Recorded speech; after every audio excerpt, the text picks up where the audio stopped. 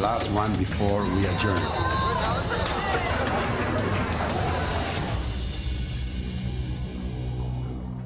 Les gens veulent que nous travaillions ensemble.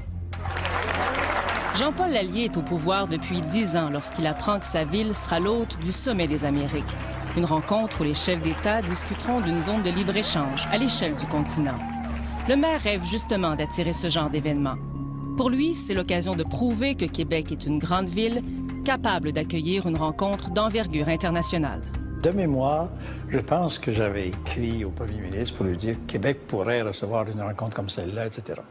Ce que j'avais en tête à ce moment-là, c'est une rencontre qui est plutôt pacifique, où les gens vont discuter sérieusement avec la sécurité dont ils ont besoin, mais en même temps où les gens pourraient en profiter pour voir Québec sur les écrans. Donc, comme maire, ce que tu cherches, c'est de la visibilité pour ta ville, puis une belle visibilité. L'enthousiasme est généralisé à Québec. Les commerçants voient déjà les retombées du Sommet des Amériques comme une manne en plein mois d'avril. La montée d'une opposition radicale à la mondialisation viendra toutefois changer les plans. Let's open the process. Le vent tourne à Seattle, 1 an et demi avant le Sommet de Québec. Des opposants à la mondialisation perturbent une importante réunion de l'Organisation mondiale du commerce. 50 000 altermondialistes se joignent au mouvement de protestation. Les manifestations se transforment en émeutes, le centre-ville est saccagé et les dégâts s'élèvent à 3 millions de dollars. Des militants vêtus de noir et armés de barres de fer affrontent la police et s'en prennent au symbole du capitalisme. Les anarchistes du Black Bloc apparaissent alors à la face du monde. Les organisations policières vont faire tout un travail pour essayer de présenter le Black Bloc comme une espèce d'organisation terroriste internationale, ce qu'elle n'est tout simplement pas. Le Black Bloc, c'est une tactique, c'est une stratégie militante qu'on utilise dans une manifestation. Maxime Fortin a suivi de près l'action du Black Bloc dans les manifestations. Il a même écrit sa thèse de maîtrise en sciences politiques sur la contestation radicale. Lui-même un militant actif en 1999, il voit le Sommet des Amériques comme une tribune idéale pour dénoncer les injustices du capitalisme. C'est une façon de dire qu'il y en a ras-le-bol. Il y en a ras-le-bol de ces décennies-là de coupures, de compression qui profitent toujours aux mêmes, qui profitent toujours aux élites possédantes. Nous, tout spontanément, ce qu'on s'est dit, c'est ça y est, le prochain Seattle va être à Québec. 1 an avant le sommet, la gauche québécoise se mobilise.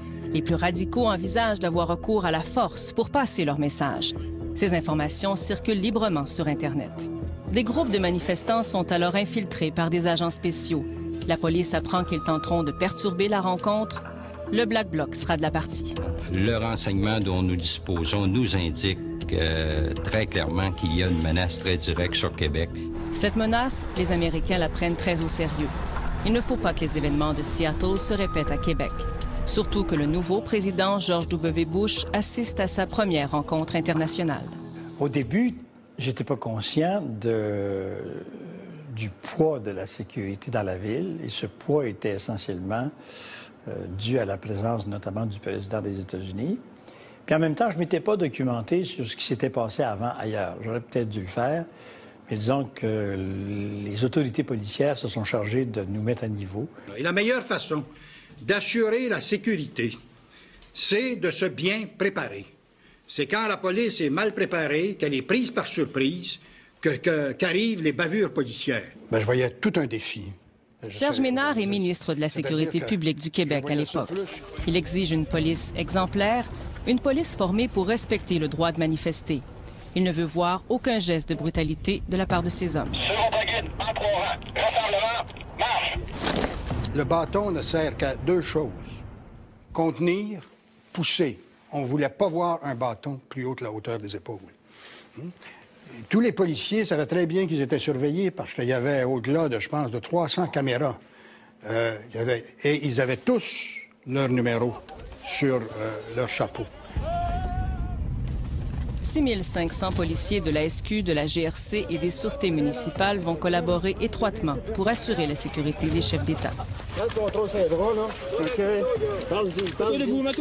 Je croyais que nous aurions affaire au Black Bloc, qui était un groupe organisé qui cherchait à ce que les manifestations tournent mal. Et plus il y avait de blessés, plus il y avait de policiers qu'on voyait à taper sur les manifestants, mieux c'était pour eux. La police ne lésine devant rien pour assurer le bon déroulement de la rencontre. Un périmètre de sécurité va protéger les lieux du sommet. Le quartier historique sera vu à travers le monde, ceinturé d'une clôture de fer. Ce qui est un choc, là, c'est de voir que ta ville est obligée de s'habiller comme ça pour recevoir la visite. Ça, c'est un choc.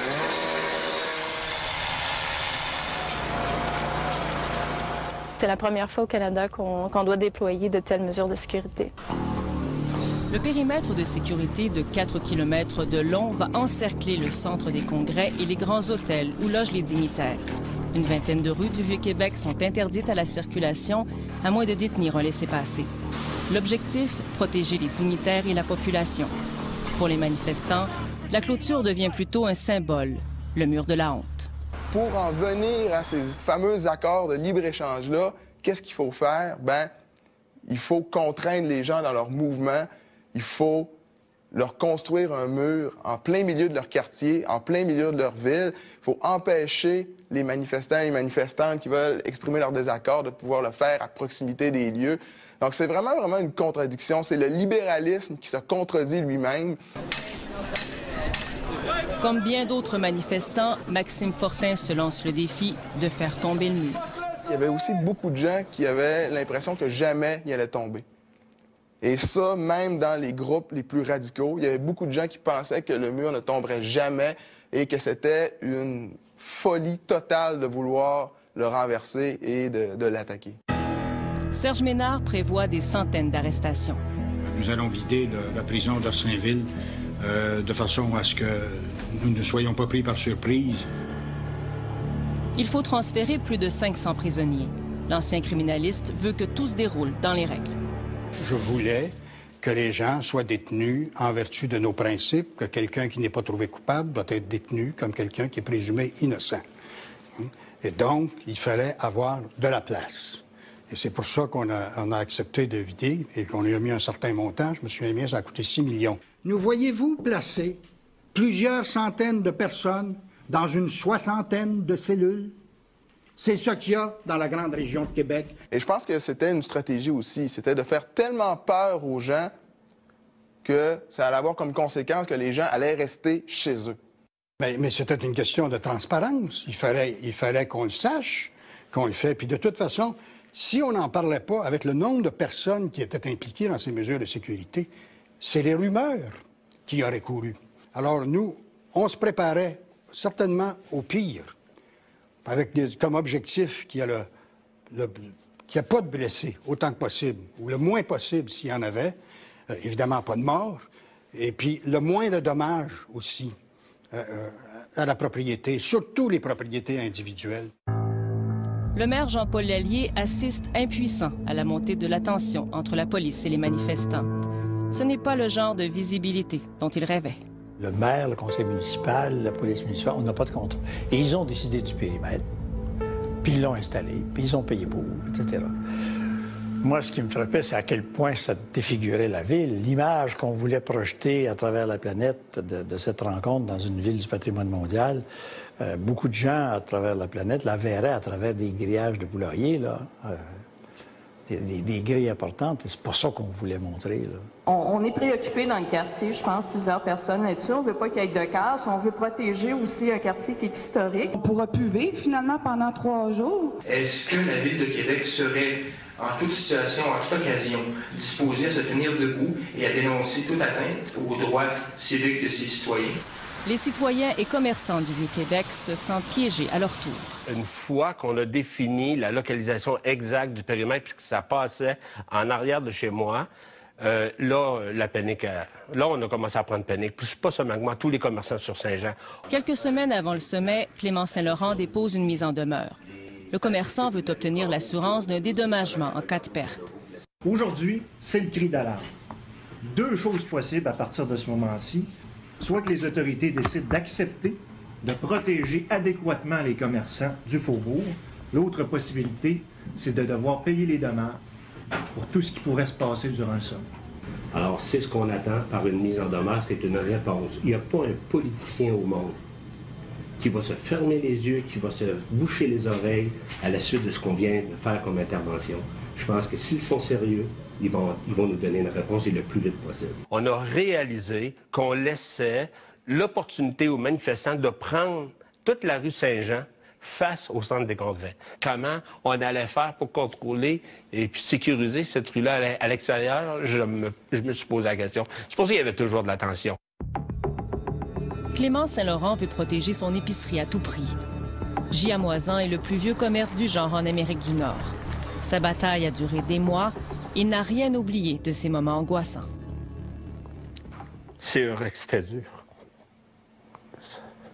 Ça a été très... J'ai eu une tension. Quand on a un commerce comme Moisan, on tient à le sauver. C'est pas quelque chose qui peut se reconstruire, hein? Alors... Il n'y aura pas des chars d'assaut, il n'y aura pas des véhicules de police à tous les coins de rue. Alors, la vie normale à l'intérieur du périmètre, ça va être tout à fait normal, comme s'il n'y aurait pas nécessairement 34 chefs d'État à l'intérieur des murs du Vieux-Québec. Les appels au calme se multiplient à quelques jours du sommet des Amériques. Mais le climat de terreur est bien installé. On n'a pas le choix. Il faut être ici, on ne sait pas ce qui va se passer. Il faut être sur place, c'est les jours et les nuits. Ça a trotté dans la tête de plusieurs commerçants. Est-ce qu'on doit fermer? Est-ce qu'on doit se barricader? C'est quoi exactement la manifestation? À quoi on doit s'attendre? Il y avait toutes sortes de rumeurs à cette époque-là. On disait n'importe quoi. Puis tout ce qui se disait de part d'organismes d'altermondialisation ou d'activistes, on l'écrivait dans le journal, puis ça l'amplifiait encore davantage la peur, la crainte. À moins d'un mois de la tenue du sommet des Amériques, le maire de Québec, Jean-Paul Lallier, affirme que si c'était à refaire, sa ville ne serait pas candidate pour accueillir un tel événement. J'ai manifesté un peu d'impatience par rapport aux forces de sécurité qui, à mon avis, amplifiaient les choses. C'était ma perception. C'était un peu comme si je leur disais, si vous pensez vraiment que ça va être comme ça, allez-vous-en chez vous. On ne vous fait pas ici. Bonjour, monsieur. Bonjour, monsieur. Vous avez une carte? Ça va? Lorsque le sommet débute le 20 avril 2001, Québec est sous tension. Le quartier historique est bondé de policiers. Il faut montrer son accréditation pour pénétrer à l'intérieur du périmètre.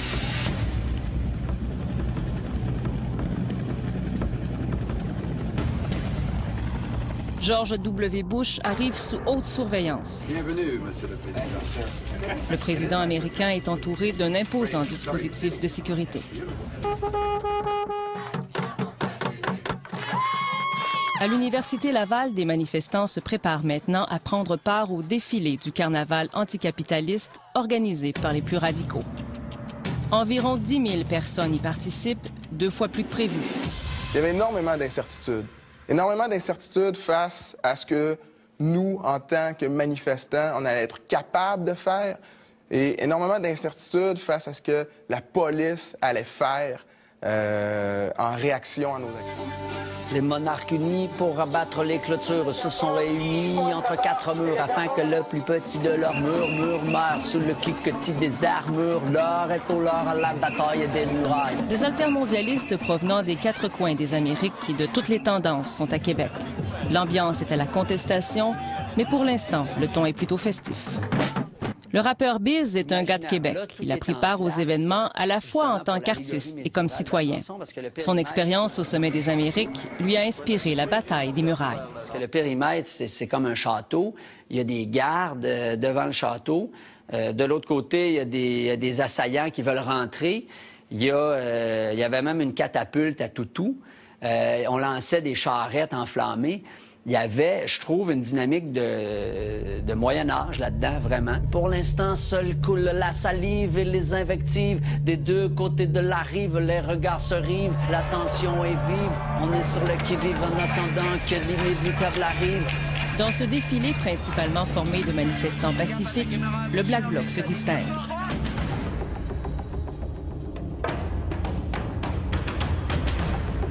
À quelques centaines de mètres de la clôture, des vitrines sont fracassées. Il faut se protéger des gaz lacrymogènes. Les médias sont pris à partie.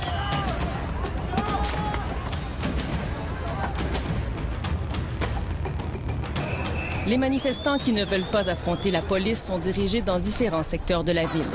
Les autres, environ 2000, se dirigent vers le périmètre de sécurité devant le Grand Théâtre. Le Black Bloc et quelques centaines de partisans de l'Action directe s'attaquent au mur. C'était pratiquement un groupe paramilitaire dans leur organisation parce qu'ils fendaient la manifestation, c'est ça, au défilé. En fait, ils défilaient, puis eux autres, ils savaient où ils s'en allaient, ce qui allait se passer. Parce que je vais vous dire franchement, jusqu'à temps qu'ils arrivent à la clôture, le Black Bloc, j'espérais encore qu'il arrive rien. Selon les calculs, on peut percer leur rempart de part en part en haut du château. On lance des carreaux. Certains sont chaos sur le carreau. C'est le chaos, camarades! Camarades!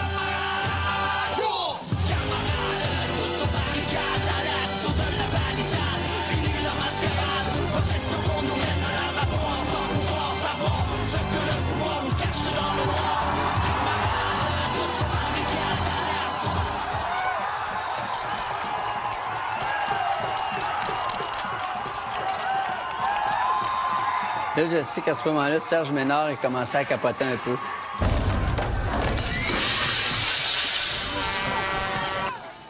Mais il y a toujours un petit frisson qui revient, même pour la millième fois.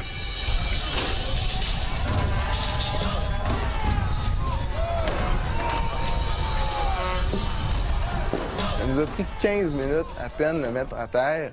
Et puis, certains diraient que c'était pas grand-chose, mais c'était un tellement gros pied de nez à l'autorité.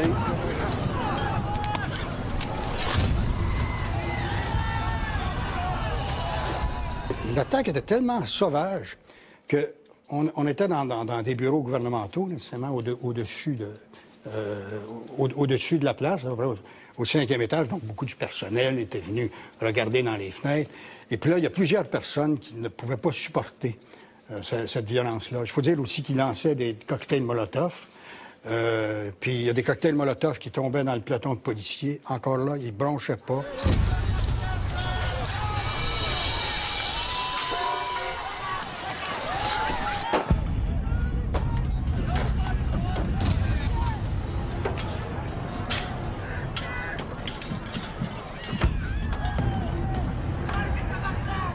C'était grisant. C'est un sentiment de fierté parce que tu as l'impression que tu fais partie, tu es témoin d'un moment qui va, à quelque part, marquer un peu l'histoire des luttes sociales. Et puis, tu es fier d'avoir amené une contribution à ça.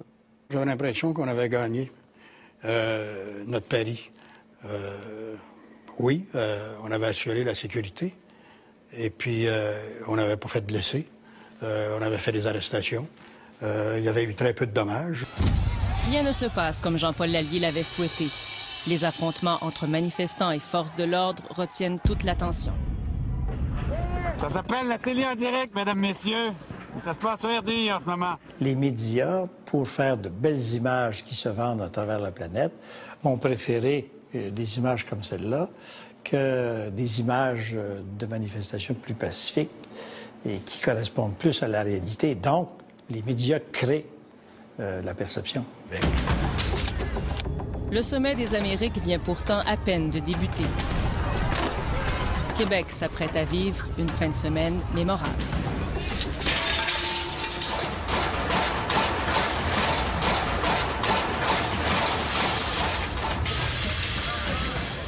Bienvenue, Monsieur le Président. Jour 1. 34 chefs d'État sont arrivés à Québec. Le centre des congrès et le périmètre de sécurité sont protégés par une armée de policiers. Le sommet des Amériques peut commencer en trame de fond de bruyantes manifestations. Mais la violence et la provocation sont inacceptables en démocratie. Ce type de comportement que nous avons vu ici cet après-midi de la part de petits groupes d'extrémistes est contraire à tous les principes démocratiques qui nous sont si chers. Very important for us in order to make sure that we can fulfill our hopes to have a free trading hemisphere. Maire de la ville haute, Jean-Paul Lallier se trouve parmi les invités.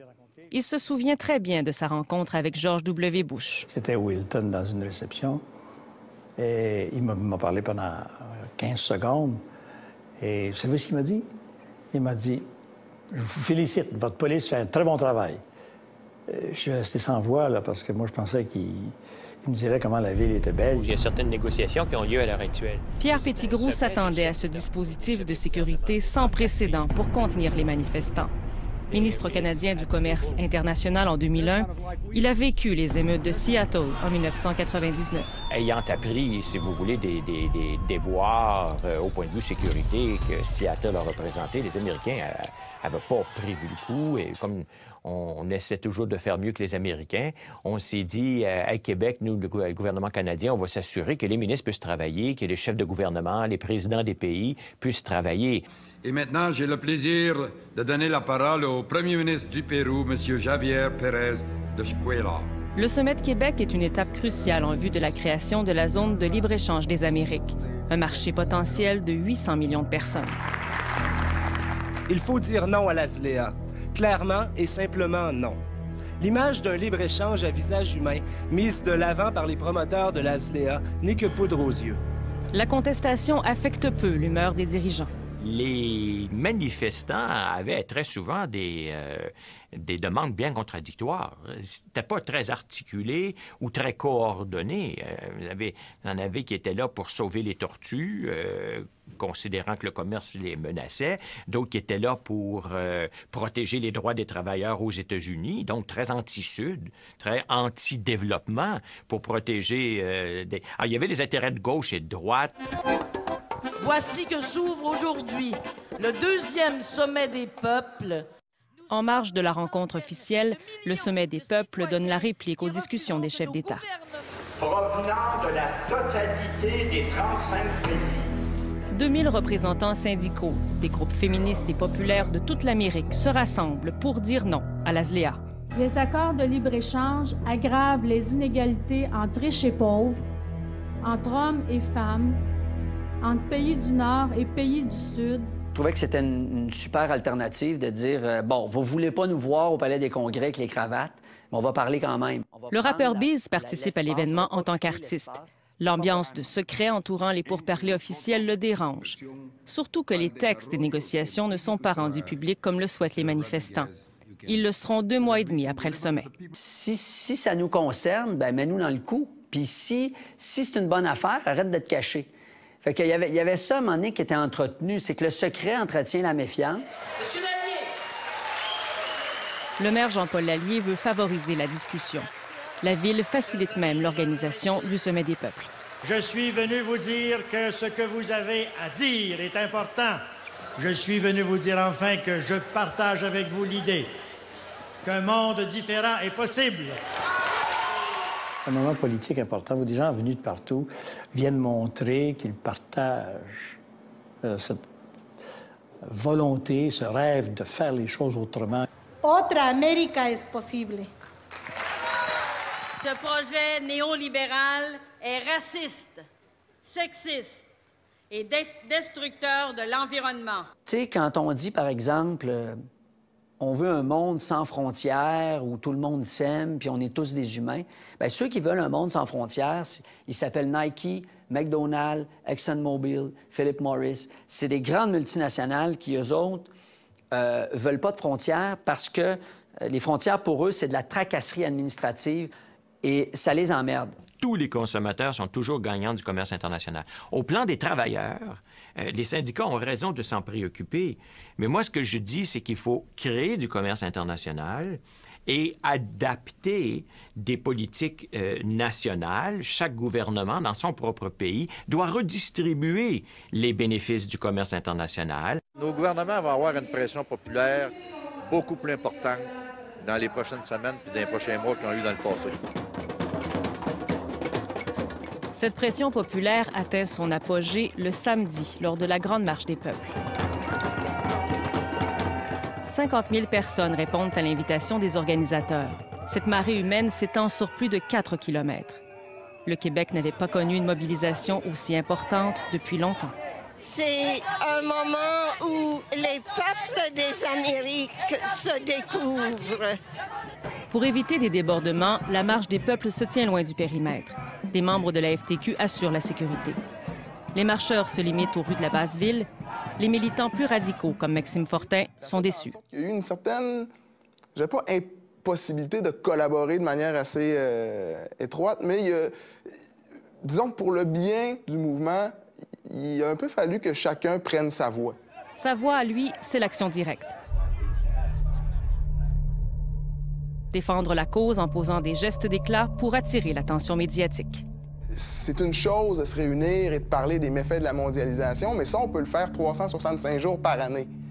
Mais dénoncer physiquement la logique de la mondialisation néolibérale, aller où est-ce que le spectacle est et tenter de le gâcher, ben, on avait 2 jours pour le faire.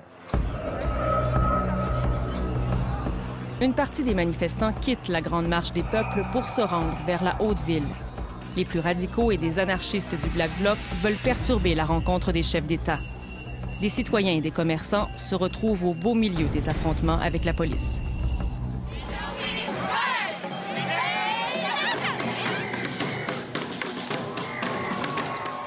Près du centre des congrès, Clément Saint-Laurent a décidé de garder son épicerie Giamoisan ouverte malgré ses craintes. C'était beau au début. À midi, il y avait une belle fête. C'était très festif. Moi, j'avoue que je me disais, mais mon Dieu, on s'est fait peur pour rien. Son commerce centenaire est situé à l'extérieur du périmètre, près de la clôture. Il appréhende depuis des mois des affrontements. Mais dès que le sommet du peuple est en mouvement en Basse-Ville, c'est là que ça a pris toutes les directions. Des manifestants ont toujours en tête de perturber la rencontre des chefs d'État.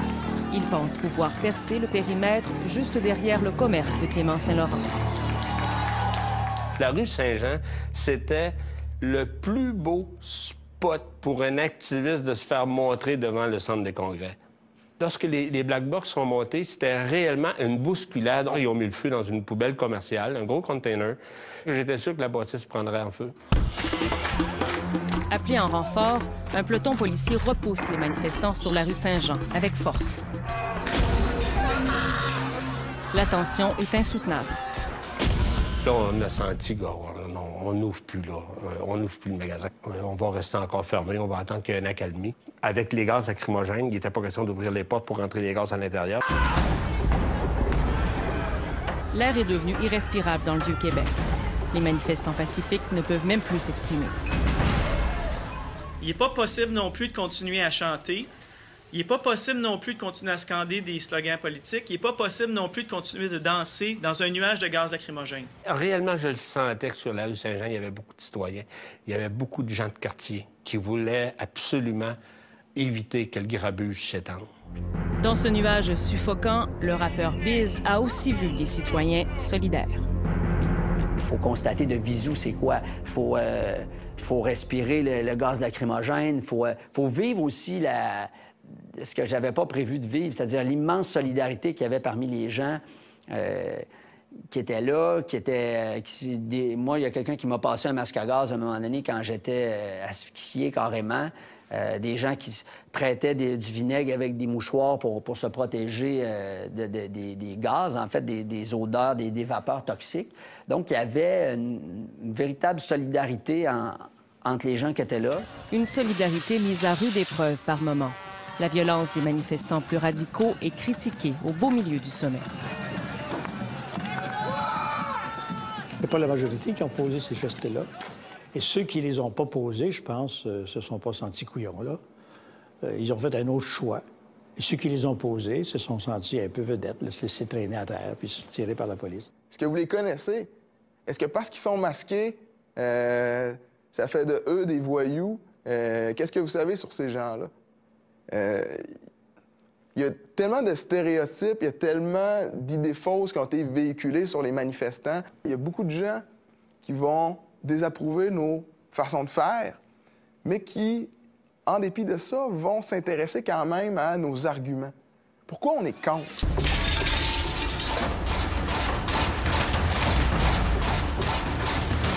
Dans la nuit, la Basse-Ville devient le point chaud. Des feux sont allumés dans les poubelles, des vitrines sont fracassées. On construit rien dans une émeute comme ça, on détruit.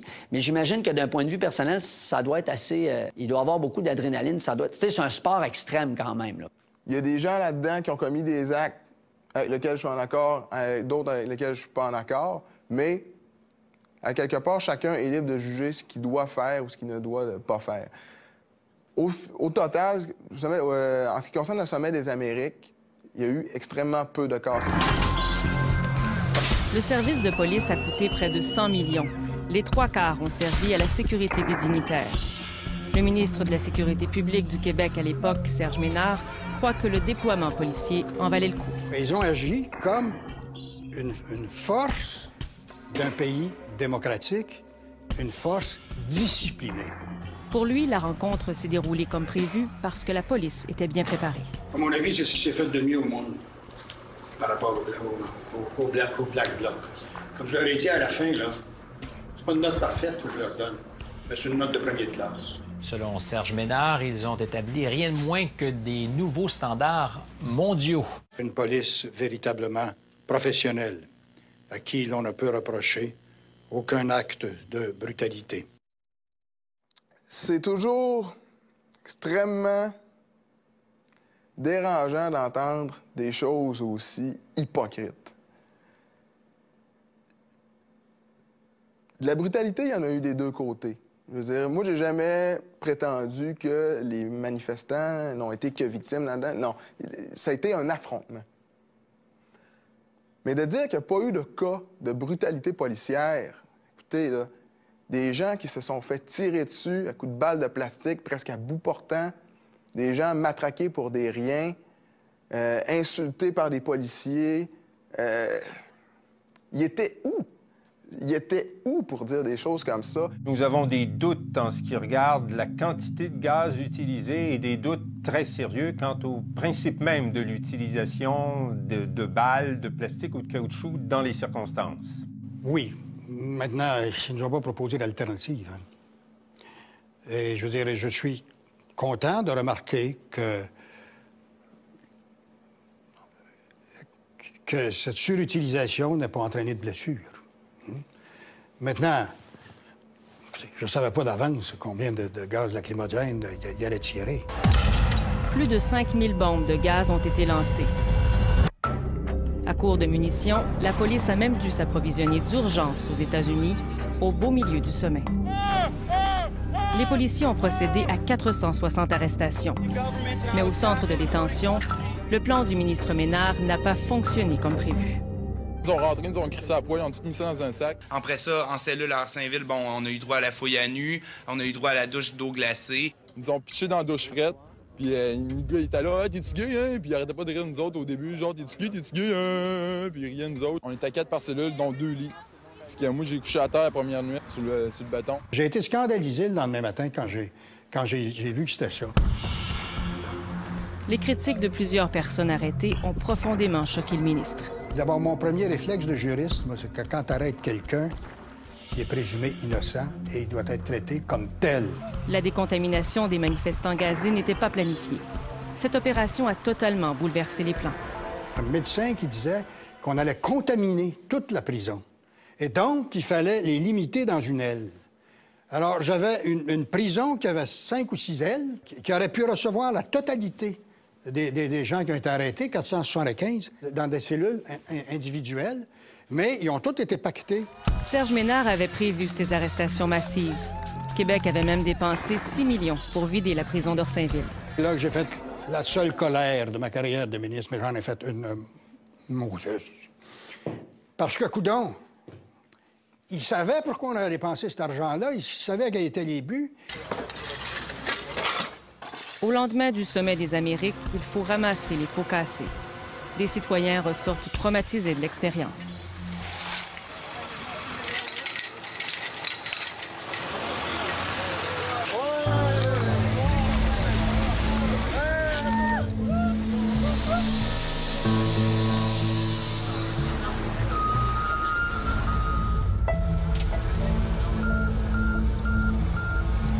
Les faut prendre la responsabilité de ces décisions-là, de tenir un sommet en plein quartier résidentiel. Bilan totalement pourri. On a 82 % de moins de ventes que prévu.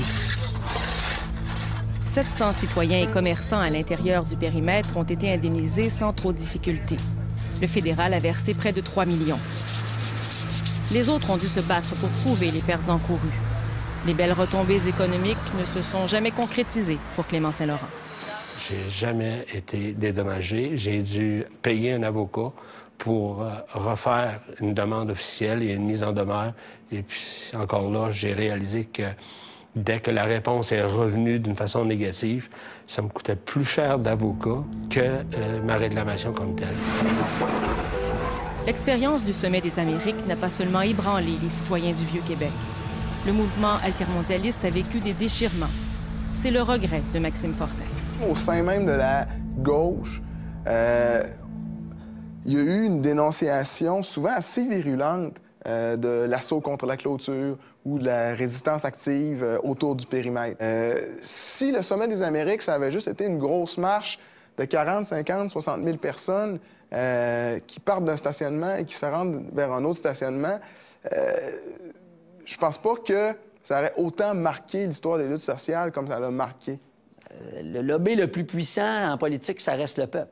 Si lui décide qu'il y a quelque chose qui passe pas, si lui décide de sensibiliser des politiciens, ben ça va se faire. Et donc, moi, c'était ma grande leçon citoyenne. Un moment... moi, je dirais carrément mon baptême de citoyen. Même si le projet de l'ASLEA avorte en 2005 en Argentine, Pierre Petitgrou est satisfait des discussions des chefs d'État au Sommet de Québec. Oui, je pense que ça a été très positif. Certainement pour la charte des droits, progrès de la démocratie, les exigences plus élevées du côté de la justice sociale dans les Amériques. Je pense que c'était un moment de très bonne réflexion. J'avais été content des progrès au niveau de la ZLEA à l'intérieur des délibérations. Ça avait été un appui très fort que nous avions eu de la part des présidents, des premiers ministres de nos pays. Les ministres du Commerce étaient sortis assez renforcés par le Sommet de Québec. Pour Jean-Paul Lallier, le Sommet de Québec a marqué l'éveil des Québécois aux enjeux de la mondialisation. Mais la contestation a ses limites. Si c'était à recommencer, sachant ce que j'ai vu, ce que j'ai analysé par la suite, je suis convaincu que je ne poserai pas la candidature de Québec pour un événement de cette nature-là. J'avais pas dormi de la nuit. Et puis, je me suis mis à nettoyer le trottoir en face du magasin. Puis des gens sont arrivés, des manifestants, avec des sacs à poubelle, des gants. Puis ils se sont mis à nettoyer la rue. Ça, j'ai dit, c'est fini. C'est la seule image positive que j'ai vue du sommet.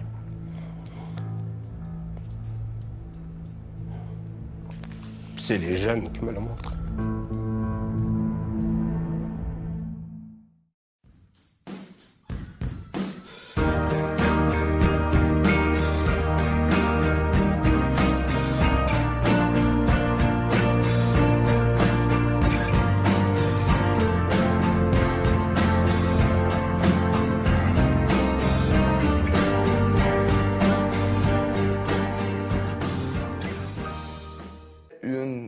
Folie totale de vouloir le renverser et de l'attaquer. Serge Ménard prévoit des centaines d'arrestations. Nous allons vider la prison d'Orsainville de façon à ce que nous ne soyons pas pris par surprise. Il faut transférer plus de 500 prisonniers. L'ancien criminaliste veut que tout se déroule dans les règles. Je voulais que les gens soient détenus en vertu de nos principes, que quelqu'un qui n'est pas trouvé coupable doit être détenu comme quelqu'un qui est présumé innocent. Et donc, il fallait avoir de la place. Et c'est pour ça qu'on a accepté de vider et qu'on lui a mis un certain montant. Je me souviens bien, ça a coûté 6 millions. Nous voyez-vous placer plusieurs centaines de personnes dans une soixantaine de cellules? C'est ce qu'il y a dans la grande région de Québec. Et je pense que c'était une stratégie aussi. C'était de faire tellement peur aux gens que ça allait avoir comme conséquence que les gens allaient rester chez eux. Mais c'était une question de transparence. Il fallait qu'on le sache, qu'on le fait. Puis de toute façon, si on n'en parlait pas avec le nombre de personnes qui étaient impliquées dans ces mesures de sécurité, c'est les rumeurs qui auraient couru.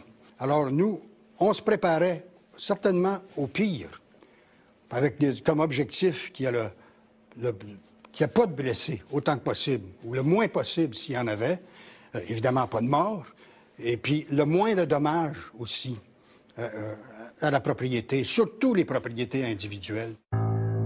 Le maire Jean-Paul Lallier assiste impuissant à la montée de la tension entre la police et les manifestants. Ce n'est pas le genre de visibilité dont il rêvait. Le maire, le conseil municipal, la police municipale, on n'a pas de contrôle. Et ils ont décidé du périmètre, puis ils l'ont installé, puis ils ont payé pour, etc. Moi, ce qui me frappait, c'est à quel point ça défigurait la ville. L'image qu'on voulait projeter à travers la planète de cette rencontre dans une ville du patrimoine mondial, beaucoup de gens à travers la planète la verraient à travers des grillages de poulailler, là. Des grilles importantes, et c'est pas ça qu'on voulait montrer, là. On est préoccupé dans le quartier, je pense, plusieurs personnes là-dessus. On veut pas qu'il y ait de casse, on veut protéger aussi un quartier qui est historique. On pourra plus vivre, finalement, pendant 3 jours. Est-ce que la Ville de Québec serait, en toute situation, en toute occasion, disposée à se tenir debout et à dénoncer toute atteinte aux droits civiques de ses citoyens? Les citoyens et commerçants du Vieux-Québec se sentent piégés à leur tour. Une fois qu'on a défini la localisation exacte du périmètre, puisque ça passait en arrière de chez moi, là, la panique, là, on a commencé à prendre panique. Plus pas seulement moi, tous les commerçants sur Saint-Jean. Quelques semaines avant le sommet, Clément Saint-Laurent dépose une mise en demeure. Le commerçant veut obtenir l'assurance d'un dédommagement en cas de perte. Aujourd'hui, c'est le cri d'alarme. 2 choses possibles à partir de ce moment-ci. Soit que les autorités décident d'accepter de protéger adéquatement les commerçants du faubourg. L'autre possibilité, c'est de devoir payer les dommages pour tout ce qui pourrait se passer durant le sommet. Alors, c'est ce qu'on attend par une mise en demeure, c'est une réponse. Il n'y a pas un politicien au monde qui va se fermer les yeux, qui va se boucher les oreilles à la suite de ce qu'on vient de faire comme intervention. Je pense que s'ils sont sérieux, ils vont nous donner une réponse et le plus vite possible. On meurt sous le cliquetis des armures, l'or est au lord à la bataille des murailles. Des altermondialistes provenant des 4 coins des Amériques et de toutes les tendances sont à Québec. L'ambiance est à la contestation, mais pour l'instant, le ton est plutôt festif. Le rappeur Biz est un gars de Québec. Il a pris part aux événements à la fois en tant qu'artiste et comme citoyen. Son expérience au sommet des Amériques lui a inspiré la bataille des murailles. Parce que le périmètre, c'est comme un château. Il y a des gardes devant le château. De l'autre côté, il y a des assaillants qui veulent rentrer. Il y avait même une catapulte à toutou. On lançait des charrettes enflammées. Il y avait, je trouve, une dynamique de Moyen-Âge là-dedans, vraiment. Pour l'instant, seul coule la salive et les invectives. Des 2 côtés de la rive, les regards se rivent. La tension est vive. On est sur le qui-vive en attendant que l'inévitable arrive. Dans ce défilé principalement formé de manifestants pacifiques, le Black Bloc se distingue.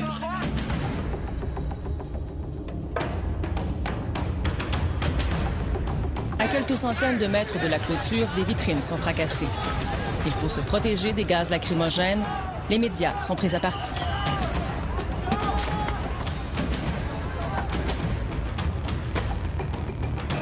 Les manifestants qui ne veulent pas affronter la police sont dirigés dans différents secteurs de la ville. Les autres, environ 2000, se dirigent vers le périmètre de sécurité devant le Grand Théâtre. Le Black Bloc et quelques centaines de partisans de l'Action directe s'attaquent au mur. C'était pratiquement un groupe paramilitaire dans leur organisation parce qu'ils fendaient la manifestation, c'est ça, au défilé. En fait, ils défilaient, puis eux autres, ils savaient où ils s'en allaient, ce qui allait se passer. Parce que je vais vous dire, franchement, jusqu'à temps qu'ils arrivent à la clôture, le Black Bloc, j'espérais encore qu'il arrive à rien. Selon les calculs, on peut percer leur rempart de part en haut du château. On lance des carreaux. Certains sont chaos sur le carreau. C'est le chaos, camarades. Camarades.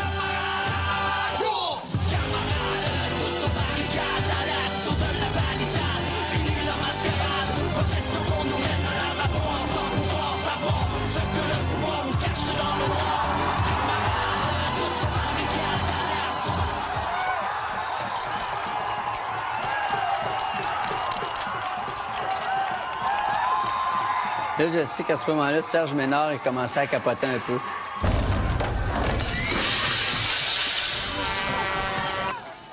Mais il y a toujours un petit frisson qui revient, même pour la millième fois.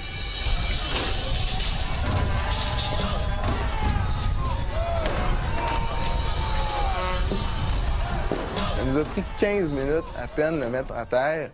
Et puis, certains diraient que c'était pas grand-chose, mais c'était un tellement gros pied de nez à l'autorité.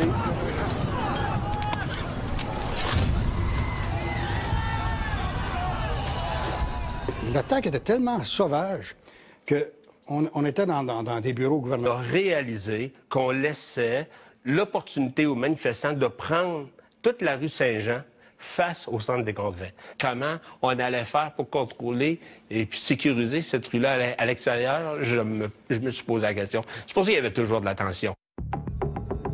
Clément Saint-Laurent veut protéger son épicerie à tout prix. J. Amoisin est le plus vieux commerce du genre en Amérique du Nord. Sa bataille a duré des mois.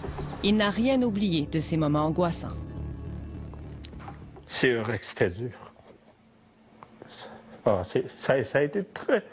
J'ai eu une tension. Quand on a un commerce comme moi, ça, on tient à le sauver. C'est pas quelque chose qui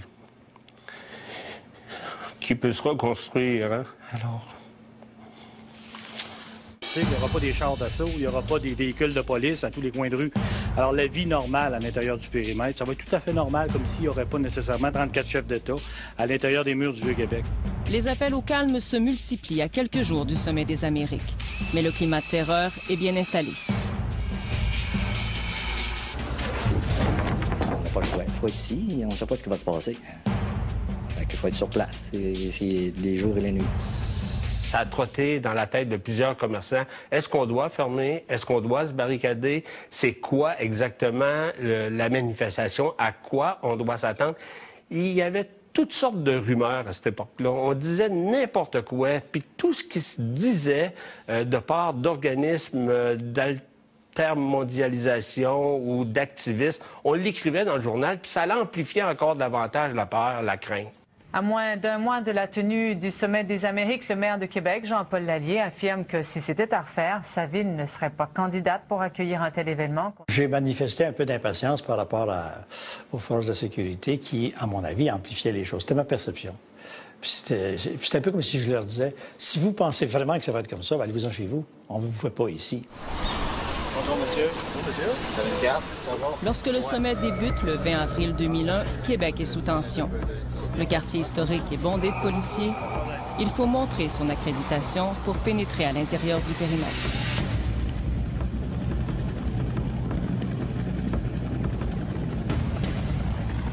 George W. Bush arrive sous haute surveillance. Bienvenue, Monsieur le Président. Le président américain est entouré d'un imposant dispositif de sécurité.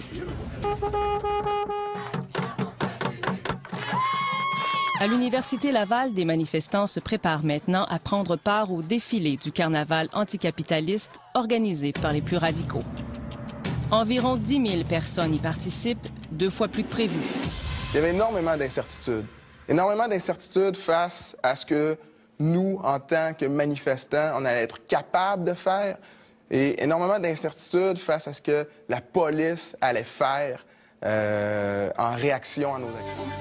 Les monarques unis pour abattre les clôtures se sont réunis entre 4 murs afin que le plus petit de leurs murmure. Surtout que le nouveau président George W. Bush assiste à sa première rencontre internationale.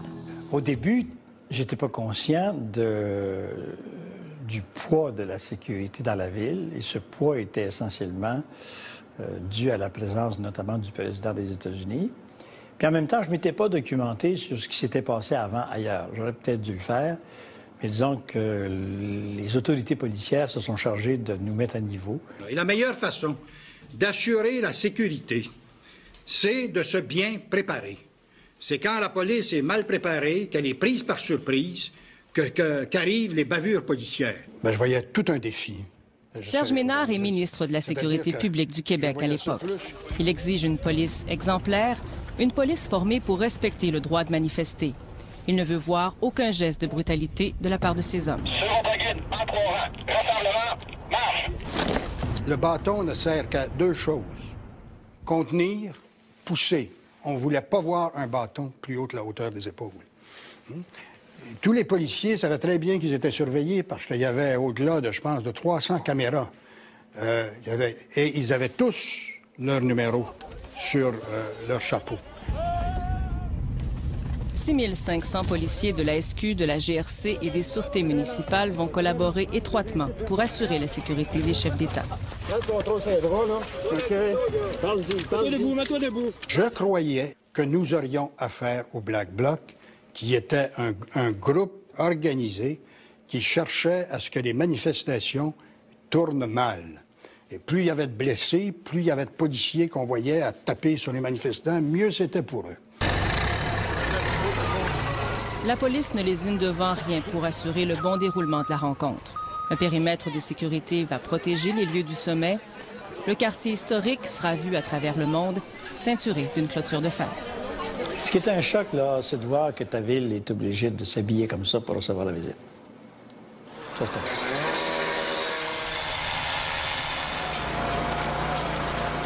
C'est la première fois au Canada qu'on doit déployer de telles mesures de sécurité.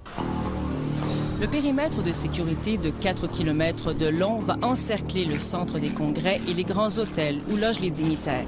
Une vingtaine de rues du Vieux-Québec sont interdites à la circulation, à moins de détenir un laissez-passer. L'objectif, protéger les dignitaires et la population. Pour les manifestants, la clôture devient plutôt un symbole, le mur de la honte. Pour en venir à ces fameux accords de libre-échange-là, qu'est-ce qu'il faut faire? Bien, il faut contraindre les gens dans leur mouvement. Il faut leur construire un mur en plein milieu de leur quartier, en plein milieu de leur ville. Il faut empêcher les manifestants et les manifestantes qui veulent exprimer leur désaccord de pouvoir le faire à proximité des lieux. Donc, c'est vraiment une contradiction. C'est le libéralisme qui se contredit lui-même. Comme bien d'autres manifestants, Maxime Fortin se lance le défi de faire tomber le mur. Il y avait aussi beaucoup de gens qui avaient l'impression que jamais il allait tomber. Et ça, même dans les groupes les plus radicaux, il y avait beaucoup de gens qui pensaient que le mur ne tomberait jamais et que c'était...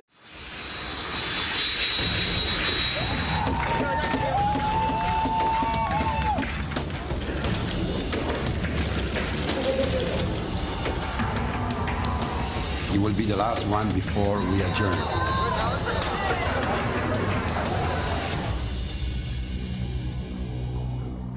Les gens veulent que nous travaillions ensemble.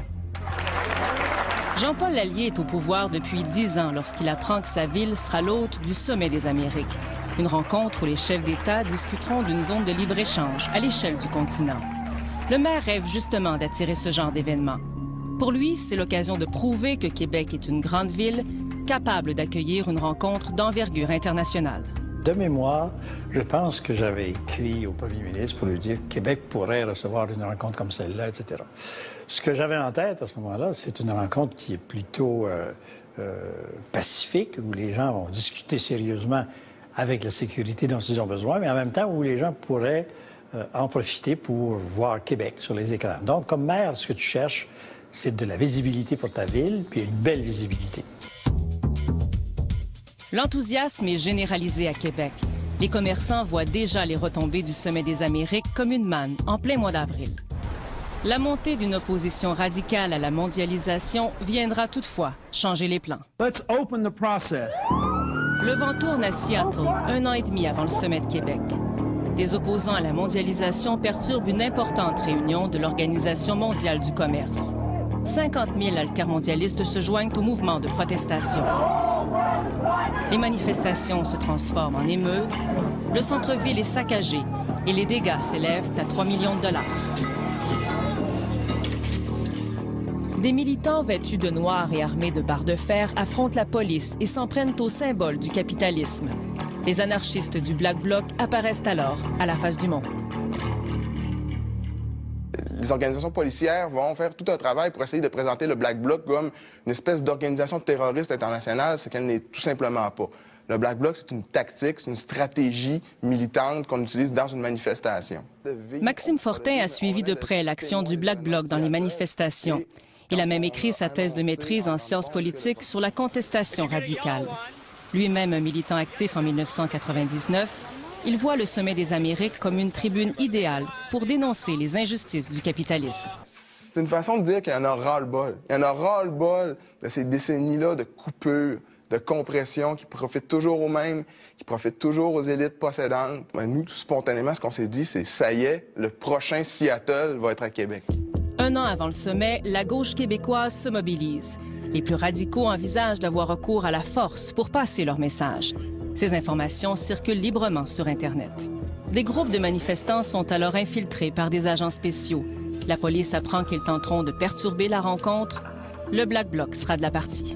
Le renseignement dont nous disposons nous indique très clairement qu'il y a une menace très directe sur Québec. Cette menace, les Américains la prennent très au sérieux. Il ne faut pas que les événements de Seattle se répètent à Québec.